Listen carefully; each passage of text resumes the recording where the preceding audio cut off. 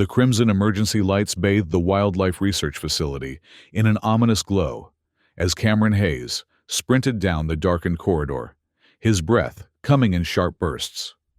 The alien invasion sirens had been wailing for the past 20 minutes, and the evacuation protocols were already in full swing. As Earth's leading animal behavior specialist, Cameron had dedicated his life to understanding the complex psychological patterns of terrestrial wildlife, but nothing in his extensive training had prepared him for what was about to unfold. The research center, nestled deep within the Montana wilderness, had always been his sanctuary. For the past 15 years, Cameron had worked tirelessly to decode the intricate communication systems of Earth's most dangerous predators. His groundbreaking research on apex predator behavior had revolutionized conservation efforts worldwide, but tonight, all of that seemed insignificant in the face of humanity's first contact with an extraterrestrial civilization.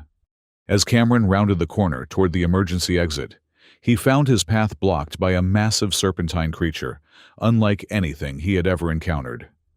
The beast stood nearly 8 feet tall, its obsidian scales reflecting the emergency lighting like polished armor. Multiple rows of razor-sharp teeth gleamed in its elongated maw, while 6 powerful limbs, ending in deadly claws, scraped against the concrete floor. This was Vorax, though Cameron didn't know its name yet, one of the sacred beasts of the Draconid Empire. The creature's amber eyes fixed on Cameron with an intelligence that sent chills down his spine. Unlike the wild animals he was accustomed to studying, this being possessed a consciousness that felt ancient and calculating. Cameron's scientific mind raced as he observed the creature's posture, recognizing subtle signs of predatory assessment mixed with something else. Curiosity, perhaps even respect. "Easy there," Cameron whispered, his voice steady, despite the adrenaline coursing through his veins. He slowly raised his hands, palms forward in what he hoped would be recognized as a non-threatening gesture. "I'm not here to hurt you." The beast tilted its massive head, studying Cameron with an intensity that made him feel like a specimen under a microscope. For a moment that stretched into eternity, predator and human regarded each other in the flickering emergency light. Then, without warning, the facility shook violently as something massive landed on the roof above them. The sound of rending metal and shattering glass filled the air as Draconid transport ships descended upon the research center. Within minutes, armored soldiers had breached the building, their advanced energy weapons trained on the handful of remaining scientists and staff members. Cameron found himself surrounded, but Vorax remained motionless beside him, as if the sacred beast had appointed itself his guardian. The lead soldier, distinguished by the elaborate crest on his helmet, barked orders in a language that sounded like a combination of growls and musical tones. Cameron was roughly seized and marched toward the transport ship, along with Dr. Sarah Chen and several other researchers. As they were forced aboard the alien vessel, Cameron caught glimpses of the creature following at a distance, its massive form moving with surprising grace. The interior of the Draconid ship was a study in organic architecture and advanced technology. Bioluminescent panels cast an ethereal blue glow throughout the corridors, while the walls themselves seemed to pulse with a life of their own. Cameron was separated from his colleagues and escorted to a detention cell that was surprisingly comfortable, furnished with what appeared to be adaptive seating that molded itself to his human physiology. Hours passed before Cameron was summoned to the ship's command center. The space was vast and cathedral-like, with soaring arches that seemed to grow from the floor rather than being constructed. At the center of this impressive chamber sat Queen Elixa of the Draconid Empire, her presence commanding attention from every corner of the room. Elixa was breathtaking in her alien majesty. Her humanoid form was tall and elegant, with skin that shifted between deep purple and silver, depending on the angle of the light. Elaborate crests and ridges adorned her skull, while her eyes glowed with an inner fire that spoke of both intelligence and barely contained power. She wore robes that seemed to be woven from starlight itself, and when she spoke, her voice carried the authority of someone accustomed to absolute obedience. Human, She said, her words translated by the ship's systems into perfectly clear English. "You are Cameron Hayes, specialist in the behavior of Earth's apex predators." "I am," Cameron replied, fighting to keep his voice steady. "And you are?" "I am Queen Elixa, sovereign of the Draconid Empire, and commander of this fleet." Her gaze never wavered from his face. "Your world will submit to our rule, as countless others have before. However, you present an interesting opportunity." Cameron felt a chill run down his spine, but he forced himself to maintain eye contact. "What kind of opportunity?" "Our sacred beasts are the foundation of Draconid military might," Elixa explained, gesturing towards several massive creatures stationed around the command center. "For millennia, only those of royal blood have been able to command their obedience. Yet Vorax has shown unusual interest in you. This presents possibilities." "What are you suggesting?" Elixa's expression became predatory. "You will undergo the Kravoth, the trial of beasts. 3 challenges await you. First, you must demonstrate dominance over a full-grown Vexar in single combat. Second, you must navigate the maze of drones while being hunted by our most advanced war machines. Finally, you must successfully bond with and command a young sacred beast." Cameron's scientific mind immediately began analyzing the situation. "And if I refuse?" "Then you and your colleagues will be executed as enemies of the Empire," Elixa stated matter-of-factly. "However, should you succeed in the Kravoth, you will be granted a position of honor within our hierarchy.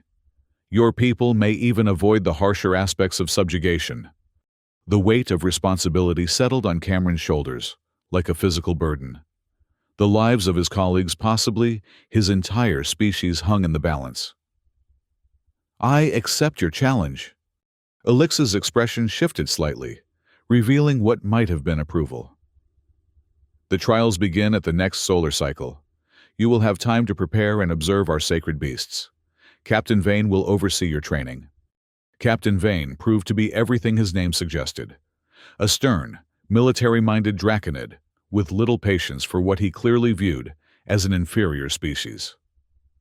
Standing nearly 7 feet tall with battle scars crisscrossing his armored hide, Vane had served the Empire for over 2 centuries and had never lost a campaign.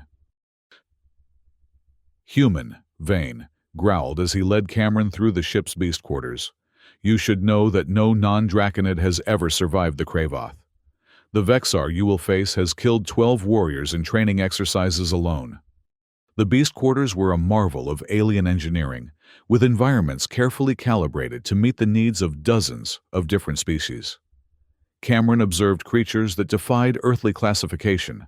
Some resembled armored bears, the size of elephants.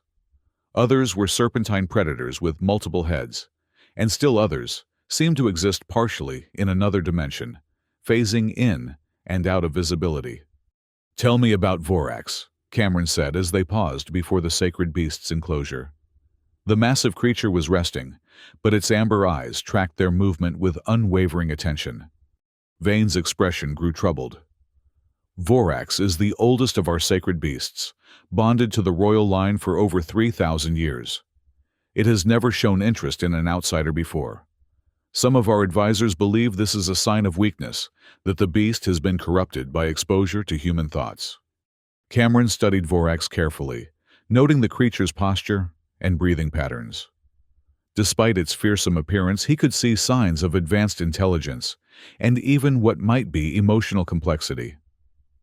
Or perhaps it recognizes something that others have missed. The next few days passed in intensive preparation. Cameron observed the sacred beasts, learning their behavioral patterns and social hierarchies. He discovered that Draconid society was built around the concept of strength through dominance. But his trained eye began to detect subtle signs that pure aggression wasn't the only factor in their complex relationships. During this time, Cameron also began to notice troubling signs regarding Queen Elixa's health. She appeared increasingly tired during their brief interactions, and her usually vibrant coloration seemed to be fading. When he mentioned this to Dr. Nadia Krell, the Draconid physician assigned to monitor his condition, her reaction was telling. The Queen has been unwell for several cycles, Nadia admitted quietly, glancing around to ensure they weren't overheard. Her personal physician, Dr. Sarinthal, believes it may be a reaction to stress from the campaign. However, some of us have begun to suspect more sinister causes. What kind of causes? Cameron pressed. Nadia hesitated before responding. Advisor Dresner has taken an unusually active role in the Queen's care recently. He prepares special dietary supplements that he claims will restore her strength. However, her condition has only worsened since she began taking them. Cameron's scientific instincts immediately raised red flags. Poisoning was unfortunately common in royal courts throughout Earth's history, and it seemed that some aspects of political intrigue transcended species boundaries. Have you tested these supplements? Dresner claims they contain rare compounds from our homeworld that require specific preparation rituals. He has forbidden anyone else from examining them closely. Nadia's distress was evident. If you succeed in the Kravoth and gain the Queen's trust, perhaps you could help us investigate. The conversation was interrupted by Captain Vane's arrival. Human, the time has come for your first trial. Prepare yourself to face the Vexar. The arena where the first trial would take place was a massive, circular chamber with retractable seating for spectators. The floor was covered in a material that felt like sand, but seemed to absorb impact more effectively. Cameron stood in the center, wearing minimal protective gear that Vane had grudgingly provided, while Queen Elixa and her court observed from an elevated platform. The Vexar that emerged from the opposite gate was truly terrifying. Standing 12 feet tall and covered in chitinous armor that gleamed like polished metal, the creature moved with deadly grace, despite its massive size. Its multiple arms ended in razor-sharp claws, while its eyeless head tracked Cameron's movement through some form of advanced sensory perception. Remember, Vane had told him during training, the Vexar respects only strength. Show weakness, and it will tear you apart without hesitation. But as Cameron faced the approaching creature, his years of animal behavior research kicked in. He noticed subtle details that others might miss. The slight favoring of the Vexar's left side, suggesting an old injury, and the rhythmic pattern of its breathing that indicated it was assessing rather than preparing to attack immediately. Instead of adopting an aggressive stance as traditional Draconid warriors would, Cameron remained perfectly still. He controlled his breathing, slowed his heart rate, and projected calm confidence rather than challenge or fear. The Vexar paused, clearly confused by this unexpected response. Cameron slowly began to move in a spiral pattern around the creature, never making direct eye contact, but maintaining awareness of its position. He was applying techniques he had developed for working with apex predators on Earth, establishing himself as neither threat nor prey, but as something else entirely. A puzzle to be solved rather than an enemy to be defeated. The crowd grew restless as minutes passed without violence, but Cameron remained patient. Gradually, the Vexar's aggressive posture began to relax.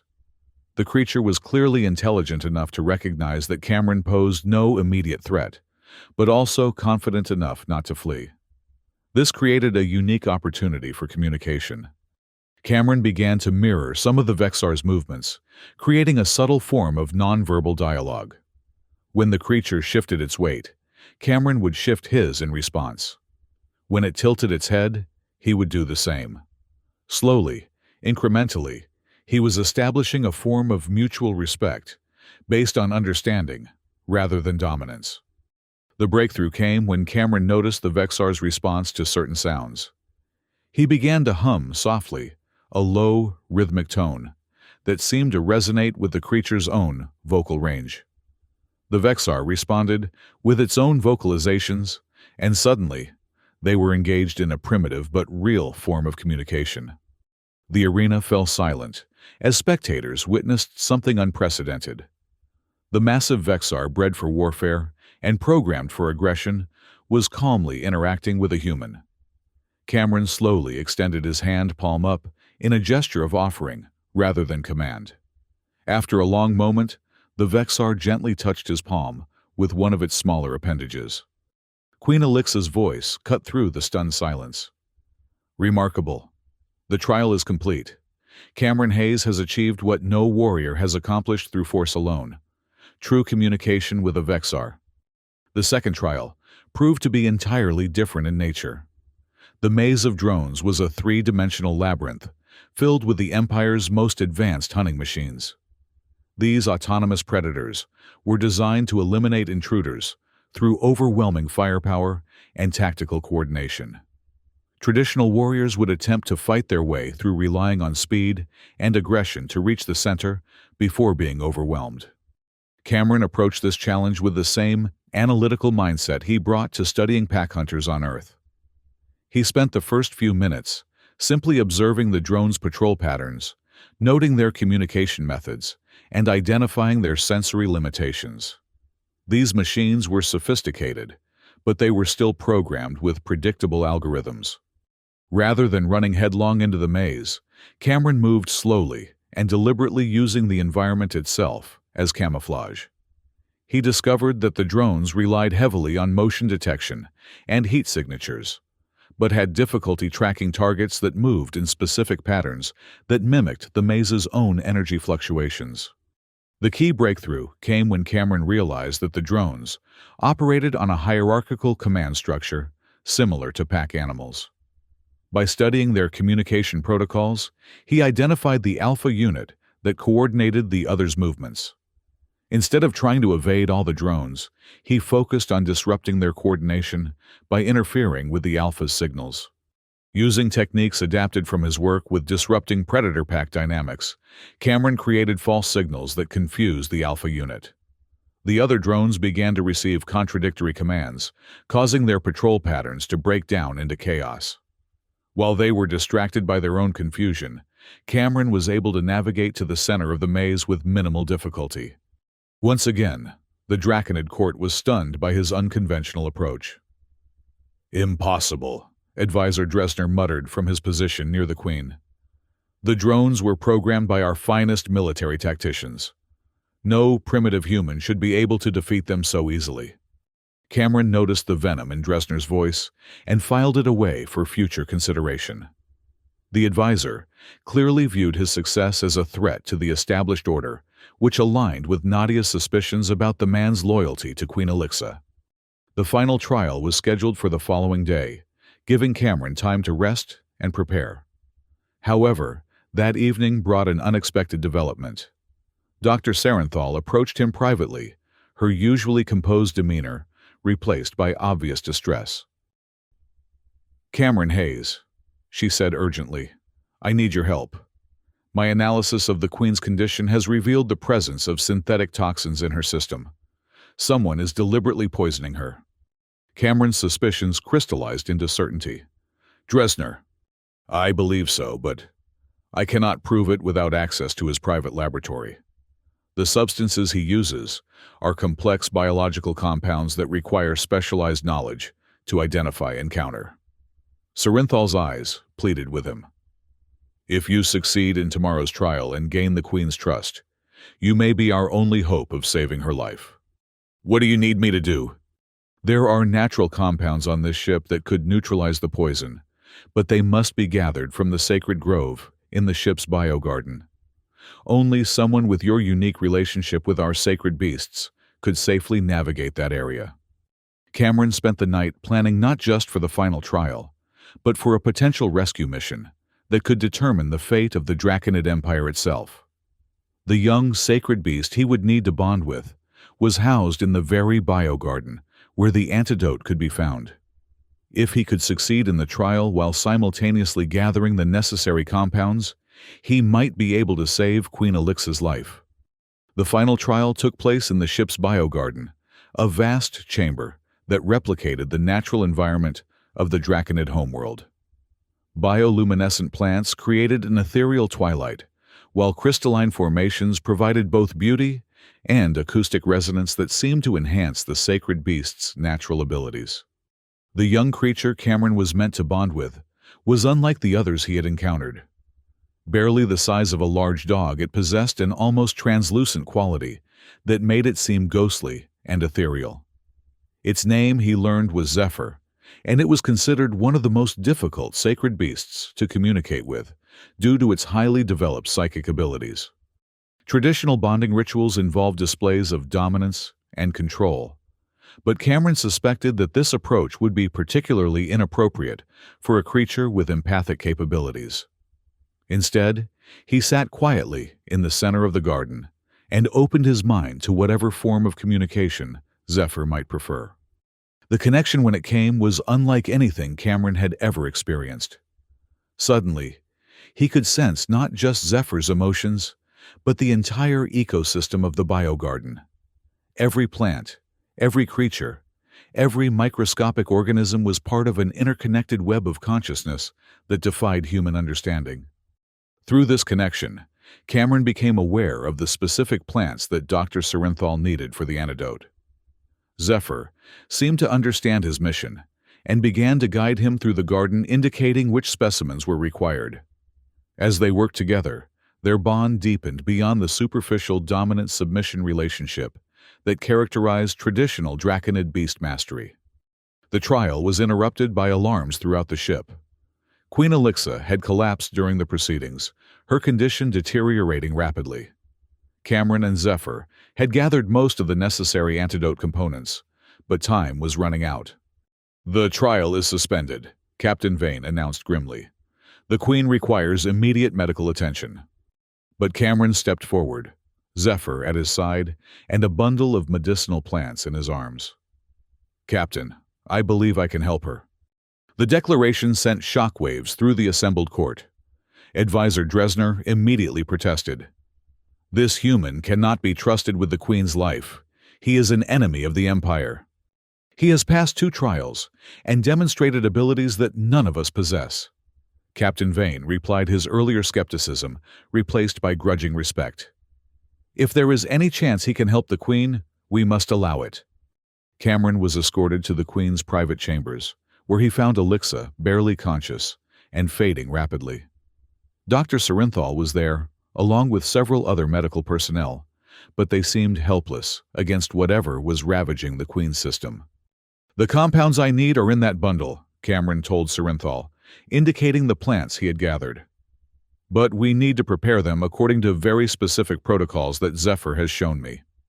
Working together, Cameron and the Draconid medical team prepared an antidote using techniques that combined human botanical knowledge with alien biochemistry. Zephyr's psychic abilities proved crucial in identifying the exact proportions and preparation methods required. As they worked, Cameron became aware of a presence in the doorway. Advisor Dresner stood watching them, his expression a mixture of anger and fear. The man's body language told Cameron everything he needed to know about his guilt. "Dresner," Cameron said, quietly, not looking up from his work, "you might want to leave. What we're about to administer will neutralize all toxins in the Queen's system, including any that might be traced back to their source." The advisor's face went pale, confirming Cameron's suspicions. But before Dresner could respond, a low growl filled the chamber. Vorax had arrived, the massive sacred beast filling the doorway with its imposing presence. The creature's amber eyes fixed on Dresner with unmistakable hostility. "Impossible," Dresner whispered. "Vorax cannot enter the Queen's private chambers without her direct command." "Unless," Cameron said, finally looking up, "the beast recognizes a threat to its bonded sovereign and acts to protect her." The antidote was administered successfully, and within minutes, Queen Elixa's condition began to stabilize. Her natural coloration returned, and her breathing became steady and strong. As she regained consciousness, her first sight was of Cameron standing beside her bed with Zephyr perched on his shoulder, and Vorax looming protectively nearby. "What has happened?" she asked weakly. "You were being poisoned," Cameron explained gently. "Advisor Dresner has been slowly introducing toxins into your system, probably hoping to weaken you enough to seize power for himself." Elixa's eyes blazed with fury as she turned toward Dresner. "Is this true?" Dresner attempted to deny the accusations, but Vorax's continued aggression toward him made his guilt obvious. When guards moved to arrest the advisor, he broke down and confessed to the poisoning plot. His motivation, he claimed, was to preserve traditional Draconid values against what he saw as the Queen's dangerous interest in cooperation with other species. The empire was built on conquest and dominance, Dresner declared defiantly as he was led away. Your fascination with this human and his alien methods will be our downfall. Queen Elixa slowly sat up her strength, returning rapidly as the antidote continued its work. She looked at Cameron with an expression that combined gratitude, curiosity, and something deeper that he couldn't quite identify. "You have saved my life," she said simply. "More than that, you have shown me possibilities I never imagined. The way you communicate with our sacred beasts, the way you solved problems that have confounded our greatest minds. It suggests that cooperation might indeed be more powerful than conquest." Cameron nodded, feeling the weight of the moment. "Your empire is incredibly advanced, but every civilization can benefit from new perspectives. Earth has much to offer in terms of ecological knowledge and sustainable development, while your people could teach us technologies we can barely imagine." Over the following days, as Queen Elixa recovered fully, and Cameron's relationship with the sacred beasts continued to develop, fundamental changes began to take place within the Draconid Empire's approach to Earth. Rather than simple conquest, Elixa began to consider the possibility of a genuine alliance between their peoples. Cameron was granted the title of Special Advisor on Interspecies Relations, a position that had never existed before in Draconid history. His first recommendation was the establishment of a joint research initiative that would combine Draconid technology with Earth's biological sciences. The sacred beasts, he argued, could serve as ambassadors and guides for this new form of cooperation. Captain Vane, initially skeptical of Cameron's methods, became one of his strongest supporters after witnessing the results firsthand. "I have fought in 100 campaigns," the veteran warrior told Cameron privately, "but I have never seen victories achieved with such elegance and minimal bloodshed. Perhaps there is wisdom in your approach that we have overlooked." The transformation wasn't limited to official policy. Cameron and Queen Elixa spent long hours discussing philosophy, science, and the future of both their species. What began as professional respect gradually evolved into something deeper and more personal. Despite the vast differences in their origins, they discovered shared values and complementary perspectives that bridged the gap between human and Draconid consciousness. Months later, as Cameron stood beside Queen Elixa on the observation deck of the Draconid flagship, watching the 3 moons of the Empire's capital world rise above the horizon, he reflected on how dramatically his life had changed. Vorax rested nearby, the massive sacred beast, now serving as a symbol of the new alliance, rather than a weapon of conquest. "The delegation to Earth departs tomorrow," Elixa said, her hand finding his. "Are you prepared to serve as our first ambassador to your own species?" Cameron smiled, feeling Zephyr's reassuring presence on his shoulder and sensing the complex web of relationships he had helped to build. "I think it's time for Earth to meet its new neighbors properly. Not as conquerors and subjects, but as partners in exploring the infinite possibilities of the universe." The transformation of the Draconid Empire's approach to interstellar relations would serve as a model for future encounters with other civilizations. Cameron's demonstration that understanding and cooperation could achieve what force and dominance could not had profound implications that extended far beyond the relationship between Earth and the Draconid homeworld. As their ship prepared for the journey to Earth, carrying the first diplomatic mission in Draconid history, Cameron knew that they were embarking on an adventure that would reshape the destiny of multiple civilizations.